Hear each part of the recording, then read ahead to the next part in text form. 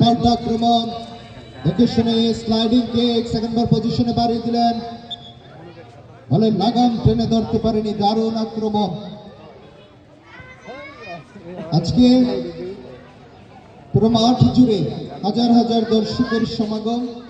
আপনাদের এই মাঠে এর আগেও আমি একবার এসেছিলাম, আপনাদের ফাইনাল খেলায় এর আগেও আমি একবার এসেছিলাম। তাছাড়া এই বাঞ্ছারামপুর থানায় এর আগে আরো অনেকবার আসা হয়েছে, বিশেষ করে রোজার আগে সম্ভবত আমি হায়দারনগর ফাইনাল খেলা এসেছিলাম। দেখা যাক আবারও বলটিকে কর্নার সীমানা প্রান্ত টেনে বাড়িয়ে দিবেন। সেখানে লম্বাটি কিক নিয়েছিলেন রক্ষণভাগের খেলোয়াড় থেকে ডান প্রান্ত টেনে, সেখানে রাইট উইং ঢুকে পড়েছিলেন। সেন্ট্রাল ব্যাক পজিশনে হালকা করে ঘুরিয়ে দেওয়ার প্রচেষ্টা, চমৎকার ডিবলিং। কাকে দিবেন? চতুর্থ প্লেয়ারকে যোগান দিলেন। এমত অবস্থায় রক্ষণভাগের খেলোয়াড় বলটিকে নিয়ন্ত্রণে নিয়েছিলেন। আবার বল দেখে শুনে হালকা করে ছুড়ে দেওয়ার প্রচেষ্টায় বলে লাগাম টেনে ধরতে পারবে।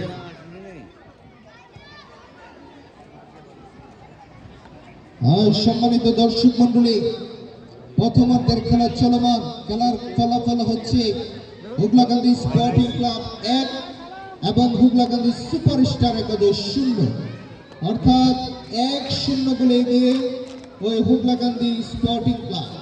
দেখা যাক আবার সেখানে দেখে শুনে চতুর্থ প্লেয়ার মুজাহিদ লম্বাটি কিক নিয়েছিলেন দারুণভাবে। বল চলে গেল মাঠের গোল লাইন অতিক্রম করে, বল আউট। নির্দিষ্ট স্থান থেকে কিক নেবেন চতুর্থ প্লেয়ার। আজকে দারুণ খেলা হচ্ছে, দেখা যাক। আবার লম্বা lofted kick over the top, দেখে শুনে বল প্রান্ত পরিবর্তন করে অত্যন্ত প্রশংসার দাবিদার 10 নম্বর জার্সি পরিহিত খেলোয়াড়